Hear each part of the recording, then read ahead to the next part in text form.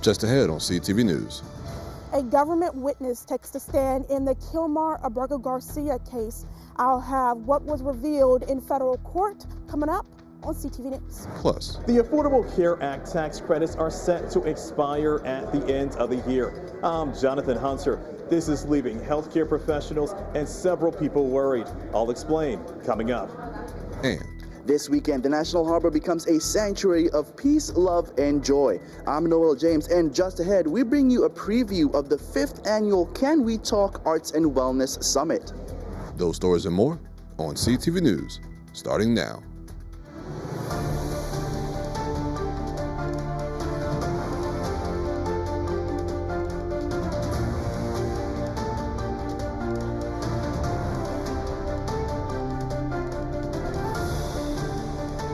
Good evening. This is CTV News for October 10th. I'm Anaya Falcon. And I'm Michaela Newton. Thanks so much for joining us.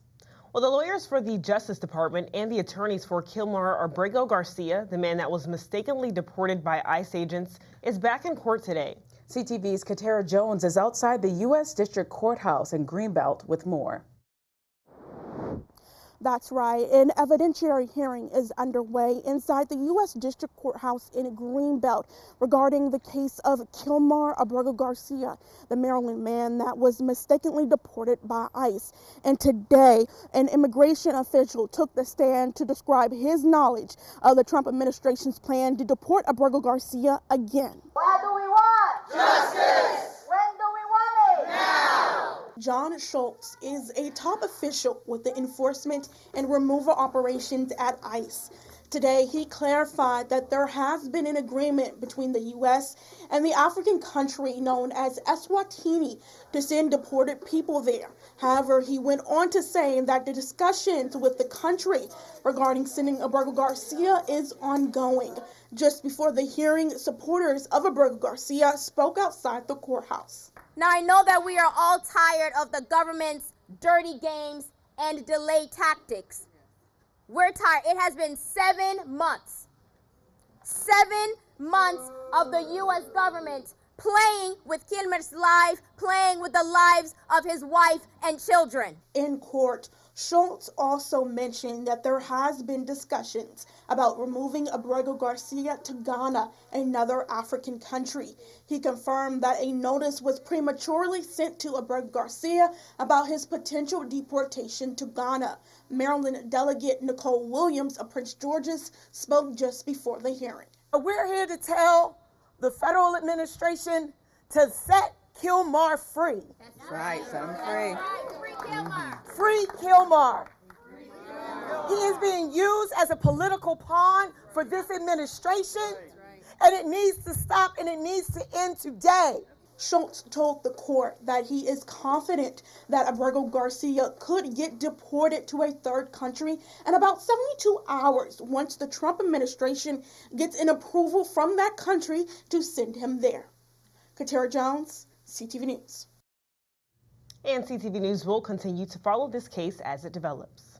And the Affordable Care Act tax credits are set to expire at the end of the year. The subsidies made it easier for Maryland families with low incomes to afford health insurance. Congressman Glenn Ivey met with healthcare officials to discuss how this could impact thousands of people in Prince George's. CTV's Jonathan Hunter has our story. It's day 10 of the government shutdown, and there's no end in sight. Republicans and Democrats haven't been able to reach an agreement on a spending bill related to health care.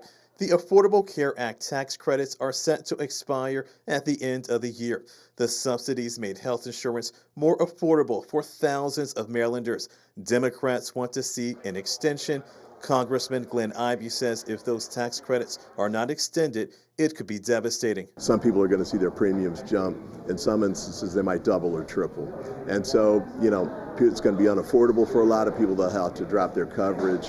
That's why Ivey met with medical professionals today at Franklin's and Hyattsville to learn more about how the potential cuts could impact people in the state. Michelle Eberle is the executive director for Maryland Health Benefit Exchange.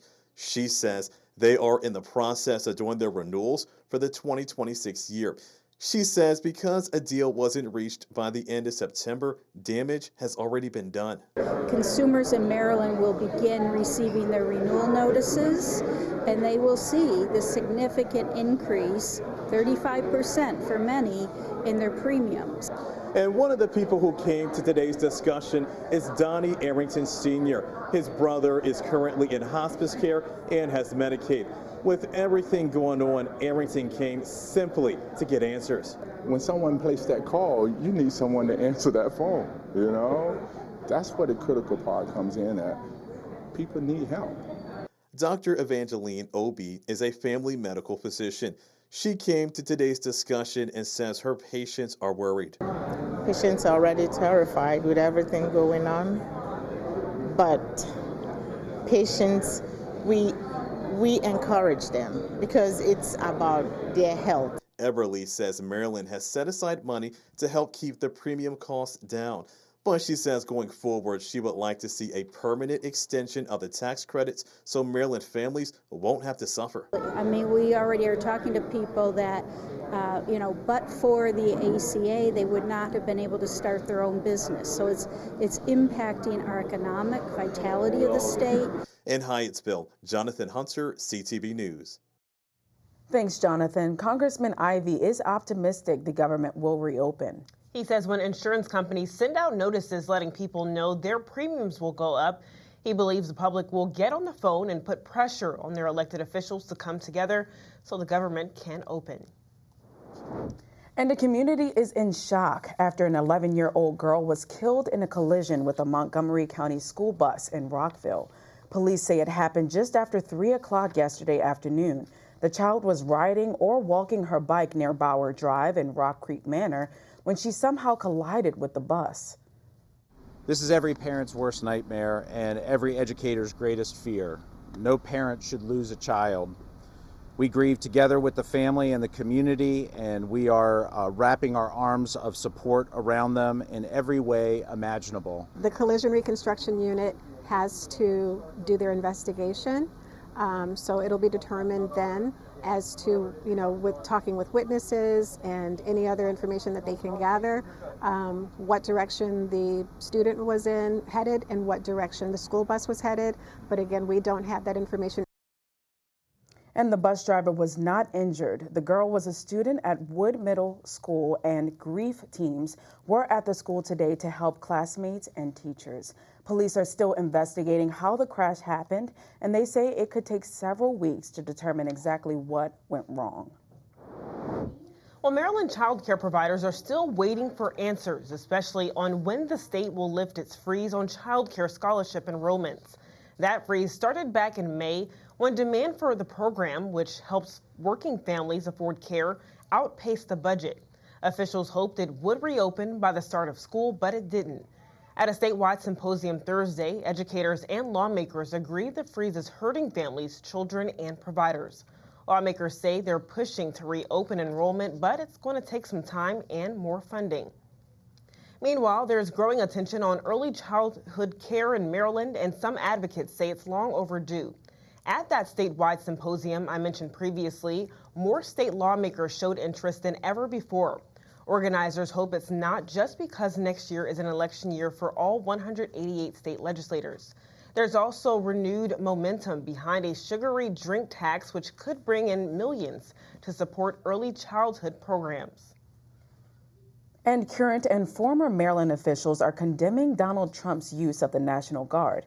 Former Maryland governors Paris Glendening and Martin O'Malley have joined a bipartisan group of governors standing by Illinois in their fight against the National Guard.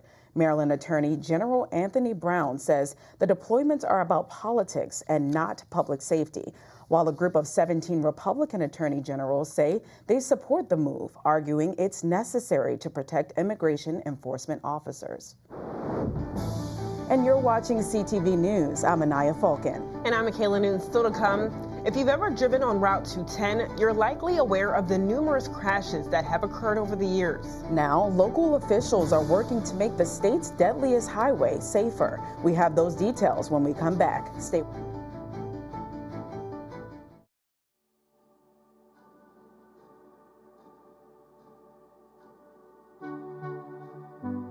just knew that I wasn't the high-performing person I used to be. Pieces of my past are being erased. I was lucky we caught this at the very earliest stages. I hope that my story can give other people hope. There is life to be lived. Increasingly, there will be treatments. We need to invest even more in research and finding treatments and cures.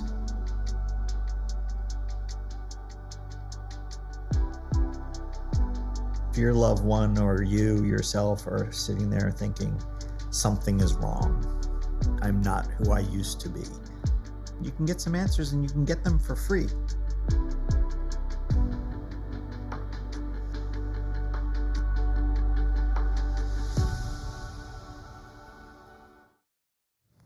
Welcome back. Today is World Mental Health Day, and Taraji P. Henson is back home here in Prince George's to help kick it off with a mental health summit. That's right. CTV's Noelle Jones is at the Day 1 summit and has more. On World Mental Health Day, the Boris L. Henson Foundation is hosting its 5th annual Can We Talk Arts and Wellness Summit.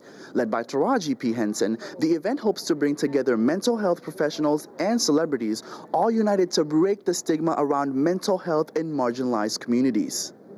The summit will feature panel discussions and mental health training meant to equip attendees with resources to deal with life and difficult situations. Additionally, there will be art and sound healing sessions like the Shout to the Ancestors, performed during the opening session of the summit. Henson says that the focus of the summit is humans need humans. That joy that I saw my son have when his friend would come over, I wanted to cultivate that.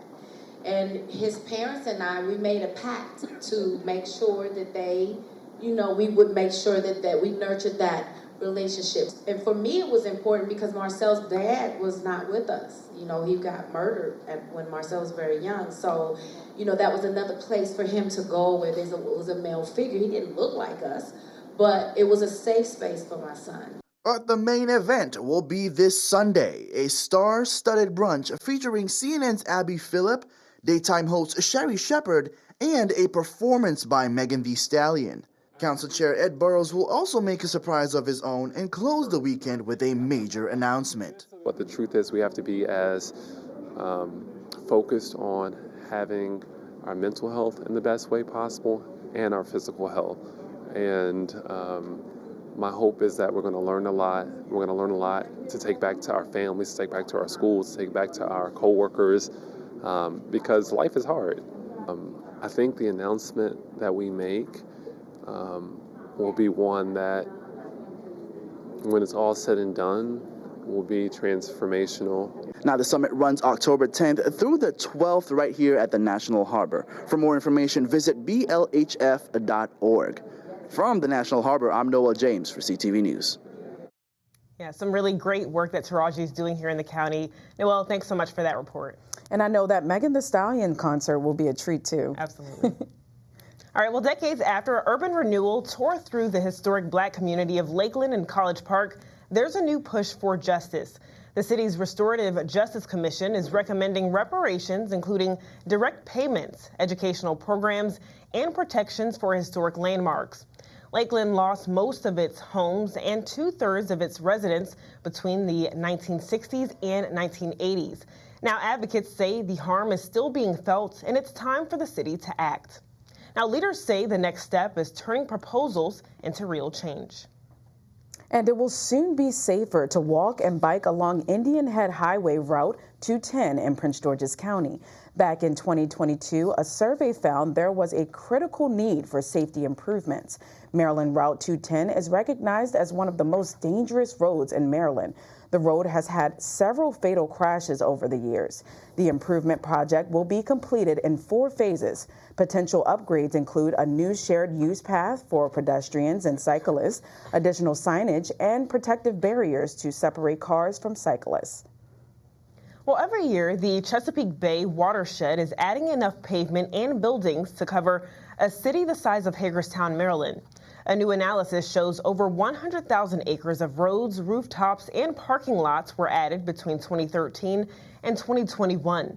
And that's nearly the size of Richmond, Norfolk, and Hampton combined. According to Maryland Matters, that hard surface means more polluted runoff, hotter streams, and declining water quality for the Bay.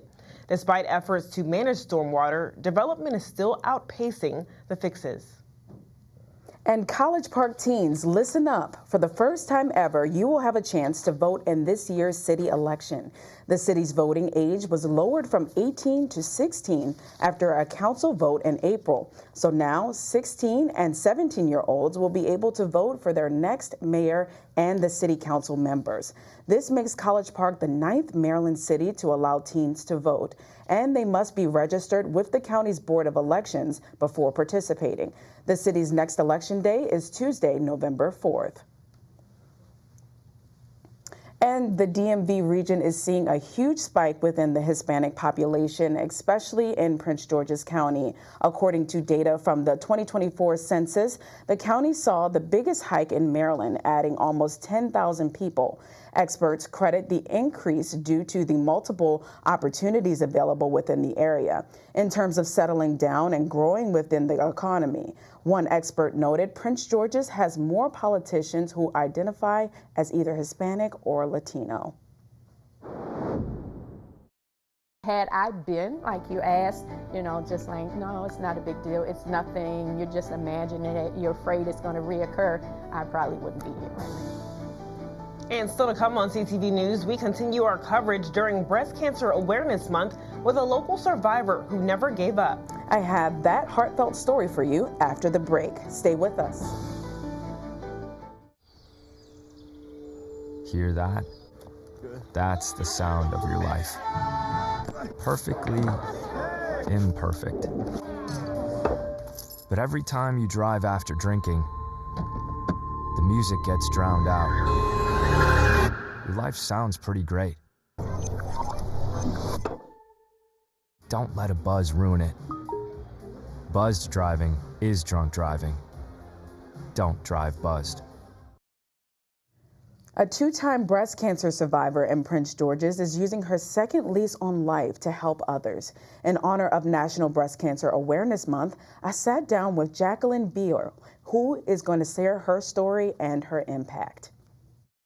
Be your own advocate and don't let people tell you something differently that you know about your body, because you know your body better. And keep pushing and pushing and pushing, because if you don't, it might not save your life. 63-year-old Jacqueline Beal is speaking from experience. She's a two-time breast cancer survivor with a direct lineage of family members that were diagnosed with cancer in their 30s and died young. I knew enough to do myself breast exams because I was a caregiver for my mother. And in doing so, 1 month, I found a lump. A devastating moment that Beal experienced twice, once in 2003 and another in 2005. During both battles with cancer, doctors ran tests that didn't detect the disease. But against the doctor's word, Beal got a biopsy that found that she had stage 1 breast cancer. I was a little surprised by it, but I quickly had to get myself together and get over that so that I could fight it. A fire that she says came from her niece, Dominique Young, who was around 10 years old at the time. Young was asking questions about her family members who had cancer and died, and began to loop her Aunt Jackie into that picture. And I knew then if I didn't have an inspiration to fight, it was to fight for her, because I wanted her to know cancer doesn't have to mean death. And guess what? And everybody in the family is not going to die from it. Fast forward to almost 23 years later, her healing birthed into a business, C2JB, Cancer to Jasmine Butterflies, a title that captures her love for butterflies and the remembrance of her first smell after chemo, Jasmine. Through the company, I partner with organizations and universities and nonprofits to help provide, create programs and provide services to people who ultimately travel the journey.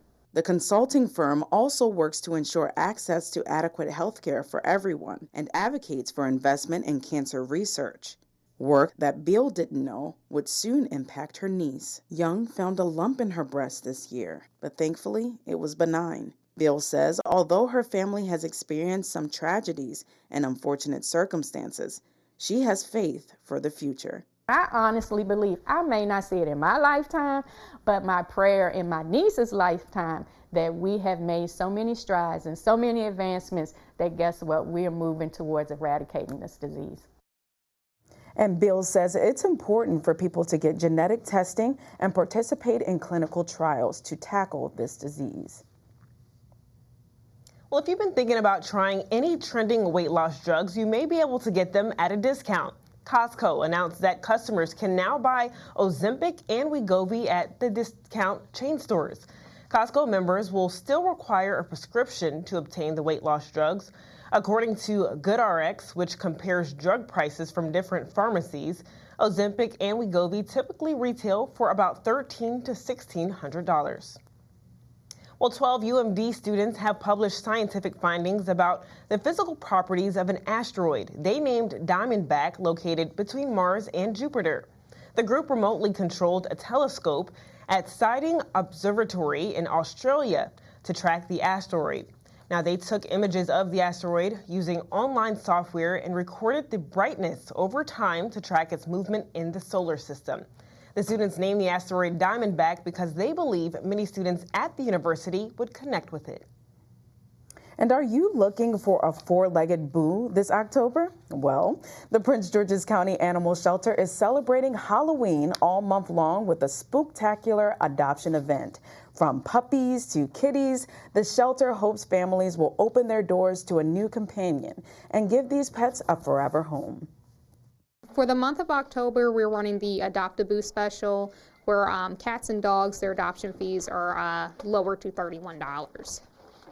And that's up until October 31st. You just come in, you apply on the animal, and if you apply before October 31st, the adoption fees are $31. And the Take Home a Boo event runs through the end of the month, and it's all about finding your perfect pet match. And for more information, call Animal Services at 301-780-7200. Officials say this October is the perfect time to meet your new best friend. And don't move, Simon Buggs is back with our Friday sports page. That's right. Now here we're getting more of that exclusive interview. What's going on, Simon? Stay right there, everyone, because coming right up, part 2 of my interview with UMD Athletic Director James Smith. Stay tuned. The power of the knock is food. Your stew's delicious. I'm 88 years old, and I was with the Ice Capades when I was young. Now, being as old as I am, I lose balance. I don't like ending up this way, but what am I going to do? I got Meals on Wheels for the 5 years that I've been here. It's nice to know they come, and if you feel like talking, you can talk to them. I could talk for forever. They're totally a blessing.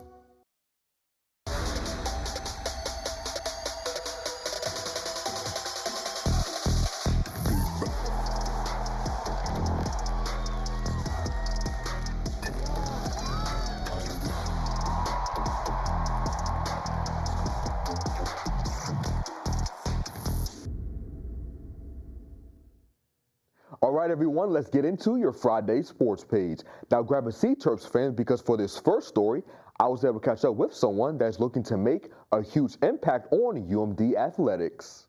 During his first year as Terps athletic director, James Smith has made it clear that he has a strong desire to elevate Terps sports. And part of doing that is establishing a great relationship with coaches and making sure everyone has the same goal, that their respective teams are getting better each and every day. Two sports that are looking to make strong statements this year are the men and women's basketball teams. And Smith gave his thoughts on newly hired men's head coach Buzz Williams and women's head coach Brenda Freeze. Buzz and I have a really good working relationship. He is, I thought I'd be the hardest working guy on campus. He outworks me like two to one, 2 times what I can. He brings a lot of energy, a lot of focus. He's a great teacher, a great leader. It's not just about the X's and O's, it's about developing the student athlete. Brenda's got another great team. Our women's basketball team is gonna be very good this year. And she's had an incredible recruiting class for next year. She has had incredible success here. She's a leader. She develops student athletes. She wins. She is the total package. While basketball and football are the main draws, other Terps sports like soccer, baseball and lacrosse are also very competitive. And Smith has made it a priority to invest in these types of sports that aren't as talked about as others and generate revenue-sharing opportunities, because every sport the school has is worth the watch.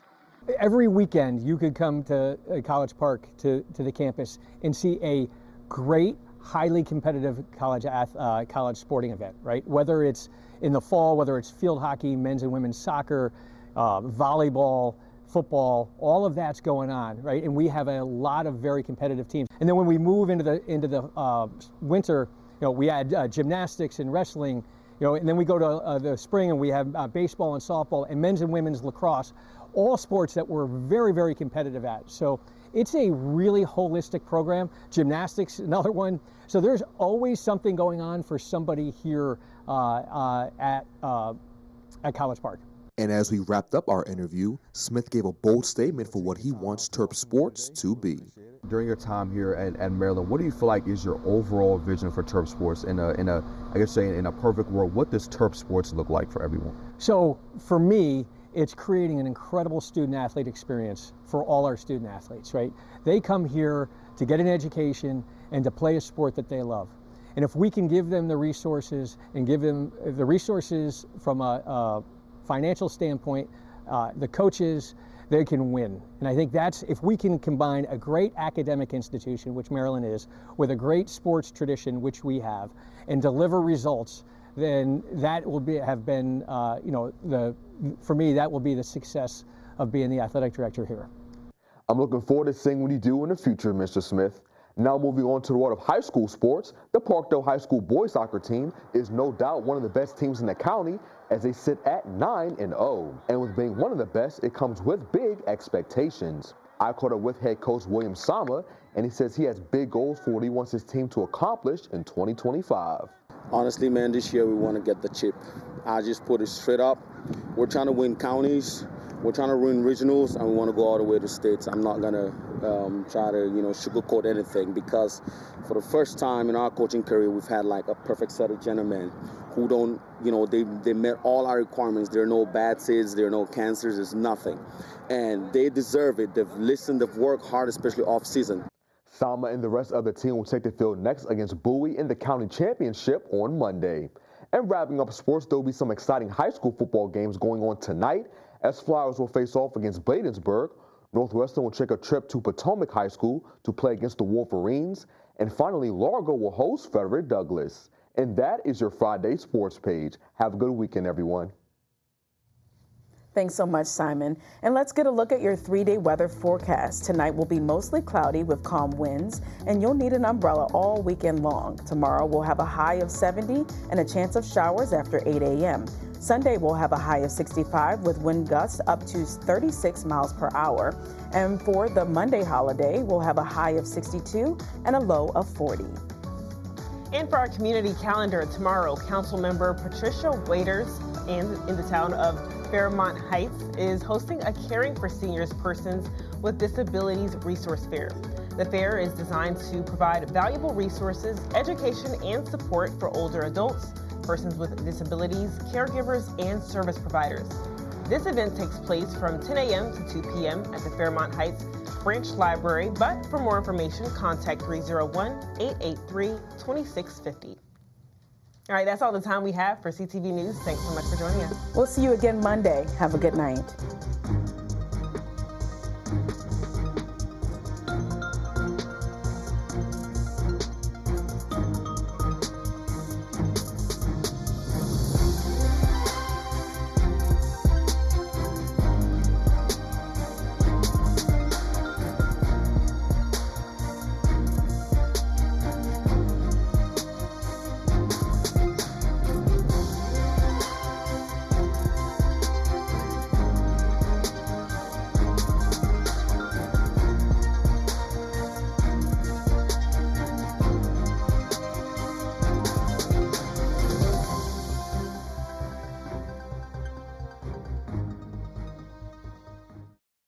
I'm Leslie, Chief Marketing Officer of Guns. We've never met, but I'm already in your head.